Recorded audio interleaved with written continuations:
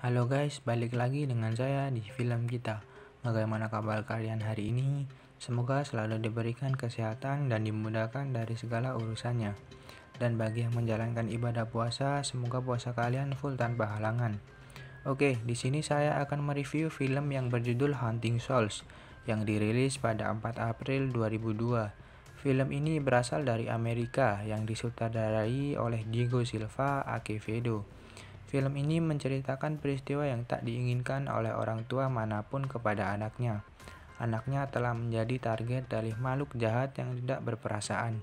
Penasaran dengan alurnya? Oke, tidak usah lama-lama, kita langsung saja ke alur ceritanya. Let's go!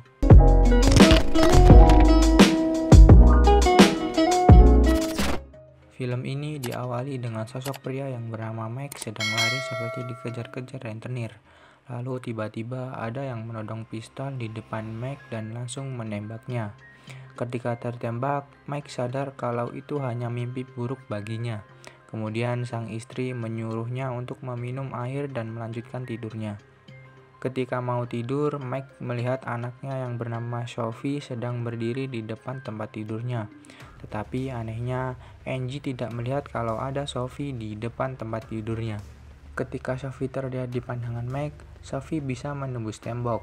Tidak lama kemudian, Sophie berteriak sambil memanggil sang ayah.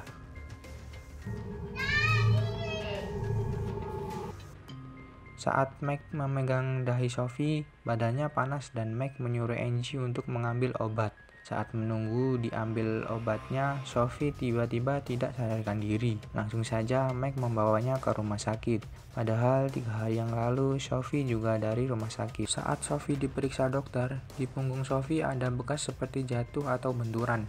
Tetapi Sophie tidak pernah merasakan apa-apa. Dan begitu juga dengan orang tuanya yang tidak tahu tentang luka yang dialami Sophie. Ketika semua sedang tidur, Sophie tiba-tiba merengek sambil tertidur. Lalu hal aneh terjadi, pintu seperti ada yang mengetuk saat dibuka. Keesokan paginya, Mike menelpon Mary karena gejala Sophie sama persis seperti anak Mary yang bernama Carl. Mary yang masih sedih langsung mematikan telepon dari Mike. Saat Angie menunggu Sophie, petugas dinas sosial datang dan meminta izin kepada Angie untuk mau berbicara empat mata kepada Sophie. Di scene lain, tampak Mike akan dipecat dari pekerjaannya karena sering mengambil jatah cuti. Saat Mike kembali ke ruangan kerjanya, seorang temannya datang dan menanyakan apa yang sedang terjadi kepada kehidupan Mike. Dan Mike memberitahu kalau dia mimpi buruk terus dan anaknya sakit terus. Saat Mike memberitahu soal mimpinya, temannya menyarankan untuk mencari tahu apa maksud mimpi tersebut. Setelah pulang kerja, Mike mendatangi rumah Mary untuk mencari tahu penyakit yang diderita Sophie. Karena penyakit tersebut sama dengan anaknya yaitu Carl. Akhirnya Mary memberitahu saat Carl sebelum meninggal yang dialami juga persis seperti yang dialami oleh Sophie dan keluarganya.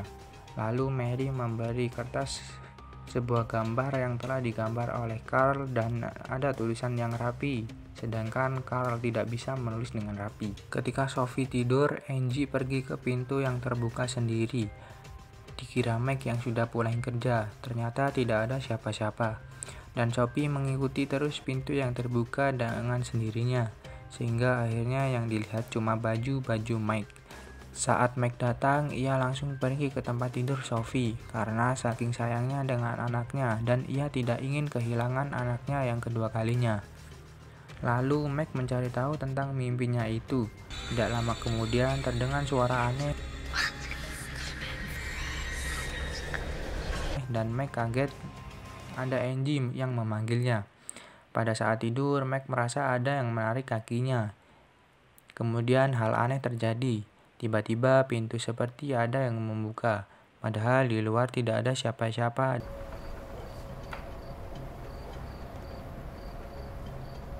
Dan kemudian pintu menutup sendiri. Lalu Mike menyalakan sikring. Tiba-tiba suara aneh terjadi. Di pagi hari, Mike pergi bekerja. Angie dan Sophie bermain tebak gambar. Ketika Angie mengangkat telepon, tangan Sophie digerakkan oleh sosok makhluk yang suaranya menyamar seperti Angie. Dan di lukisan tersebut memberikan kode bahwa ayahnya tidak bisa menyelamatkan Sophie.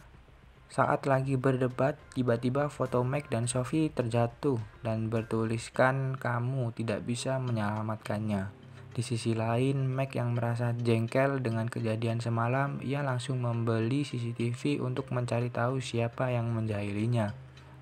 Pada saat Angie memasak, tiba-tiba vas bunga pecah dan dia langsung melihat monster yang menyeramkan. Sophie yang enak-enak menggambar, tiba-tiba kertas yang digunakan dia melayang secara tiba-tiba. Hingga akhirnya kertas itu berhenti di depan jendela atas, dan alhasil Sophie hampir saja jatuh ke bawah. Untungnya kedua orang tuanya mendengarkan teriakannya dan segera menolongnya. Kemudian orang dinas sosial datang lagi dan meminta izin untuk berbicara secara empat mata oleh Sophie. Lalu Sophie tidak mau menceritakan mimpinya, karena mimpi itu ketika diceritakan akan menular kepada sang pendengar cerita. Itu sudah dibuktikan oleh Sophie sendiri. Ia telah diceritakan Carl dan akhirnya Sophie memiliki mimpi yang sama. Karena Mike merasa tidak nyaman dengan kehadiran orang dinas sosial tersebut, dia langsung mengusirnya dan mengajak Sophie bermain di belakang rumahnya. Angie yang sedang membersihkan tulisan di tembok, tiba-tiba ada yang menutup pintunya dan dia marah kepada Mike karena secara bersamaan Mike datang. Ketika Sophie mandi, dia ditarik sehingga akhirnya dia tenggelam dan pingsan. Untungnya sang ayah tepat untuk menolongnya.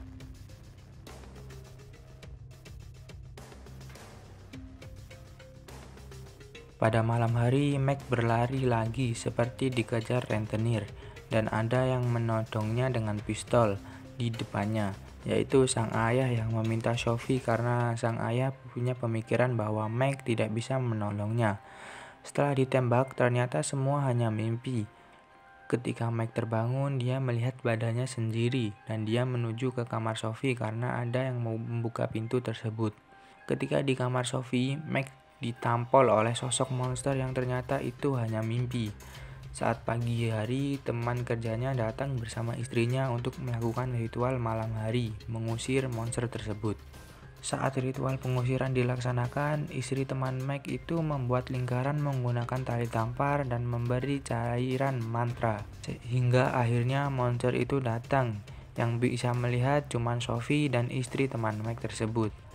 Lalu mantra itu bisa ditembus oleh iblis tersebut hingga membalikan tempat tidur dan monster pun menyerang teman Mike hingga tewas.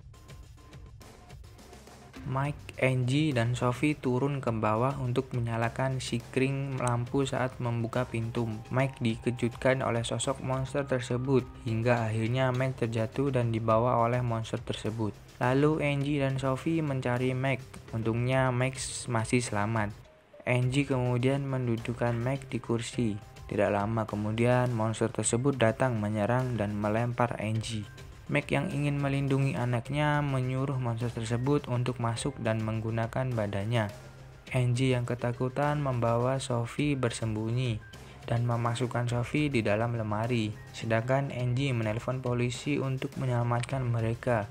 Dan itu semua terdengar oleh monster yang memasuki langsung mencari tahu sumber suara tersebut. Saat monster itu mau menemukan Angie, polisi datang dan mengetuk pintu. Police, anybody home? Mike lalu melihat polisi tersebut, tapi Angie menimbulkan suara. Akhirnya Mike tahu Sophie bersembunyi. Lalu Angie menolong Sophie, dan Angie dicekik oleh monster tersebut. Untungnya istri teman Mike datang untuk memukulnya, hingga dapat kesempatan untuk kabur dan meminta pertolongan kepada polisi, dan Mike pun ditangkap.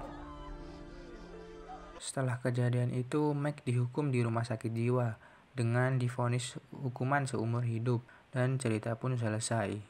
Oke teman-teman, sampai sini dulu film yang kita jelaskan ya. Semoga kalian semua terhibur dengan video kita hari ini. Bagi yang mau request film, bisa langsung komen di kolom komentar. Jangan lupa klik tombol like, subscribe, dan nyalakan loncengnya. Share video ini ke teman-teman kalian supaya channel ini bisa lebih berkembang lagi dan bermanfaat untuk kalian semua. See you the next video, bye bye.